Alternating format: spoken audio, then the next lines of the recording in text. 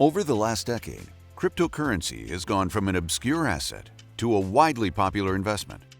This form of digital currency is secured through cryptography and computer networks without the involvement of banks or other financial institutions, making it faster, easier, and more affordable to transfer money. The main benefits of cryptocurrency is the freedom it gives you with your own money.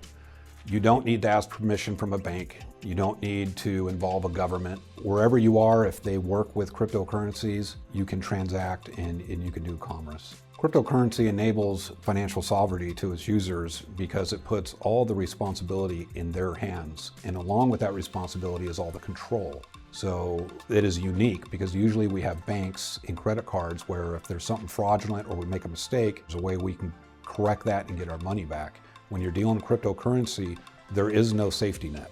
Cryptocurrency funds are often kept in a hardware wallet, which is programmed to store private keys offline. These types of wallets are essential for investors who want self-custody of their assets. The purpose of a hardware wallet is to keep the private key safe. And by keeping the private key safe and within the owner's control, they have full control over the asset in question. I think we started to study cryptocurrency just a few years ago. In fact, I had every lawyer in the law firm take at least 2 courses on cryptocurrency because we knew that it was a trend. We knew that it was something that was evolving and something that we needed to know something about. While hardware wallets provide an extra layer of security by keeping private keys out of the reach of potential online hackers, they can also present several challenges. The responsibility for an owner of cryptocurrency is to somehow document so that if something happens to that owner, it can be accessible. And that's a problem. And I've seen cases where millions of dollars are locked up in the cold wallets without access to them. So that certainly is one danger. And then you have to hire a specialized group to see if they can help figure it out to get into the cold wallet. Some of the challenges of asset recovery and essentially getting into a hardware wallet when we don't know the PIN is that they're built for this. So they set themselves up to defend the private key. So if, for example, if you enter the incorrect PIN code 3 times, then the wallet will destroy itself. And so then the underlying asset is gone. Unless you have a backup, it's gone.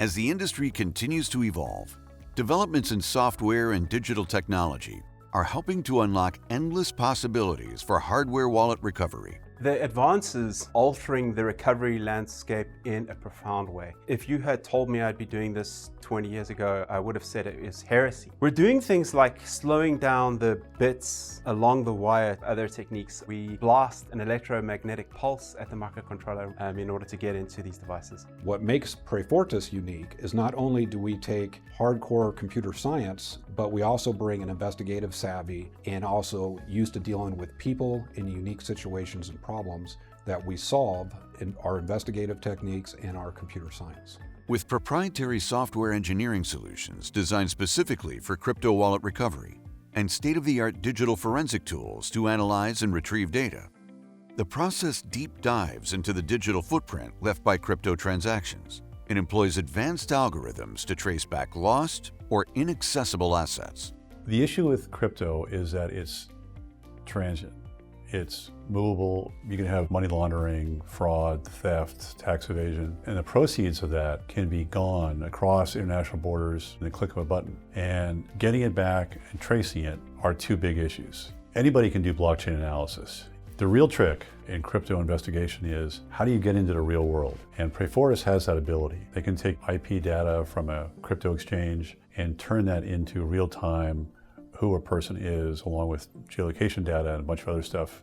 The combination of digital forensics, psychological profiling, and advanced software engineering provides a robust lifeline to both individuals and institutions, while ensuring the best chance at recovery. We start collecting information about the user of that wallet from all different sources. So we'll use psychology, we'll use multiple data sources, digital forensics, and then we also write most of our own type of software and our own proprietary techniques that we use to help on the computer science side to recover these assets. When we take custody of a device from one of our clients, we only work in air-gapped machines in air-gapped networks, so nothing's connected to the internet. When something is left at rest electronically, it's never left in the clear. Even if it's on an air-gapped network, everything's always encrypted. If we're doing a software wallet, we never work on the wallet directly, so even if that hashed wallet is somehow compromised, you only have a hashed wallet, and so you cannot get to the private key with just that hash.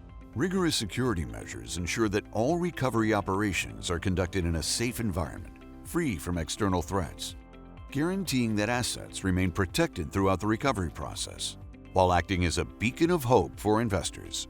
We're also paying attention to trends in the wallets, either in the hardware or in the software, or even in the scams that we see going off throughout the country too. We're finding how people are losing or what's preventing them from recovering their assets, but transparency, regulatory compliance, and security will always play a crucial role. So it's very important to know who we are dealing with. We can take their information and check it with the OFAC to make sure they're not on any type of sanction list. And security is the utmost important whenever you're dealing with cryptocurrency. Because these things are digital, if you're not practicing good security methods, you could lose all your cryptocurrency in a very quick moment due to hackers or someone else may be targeting.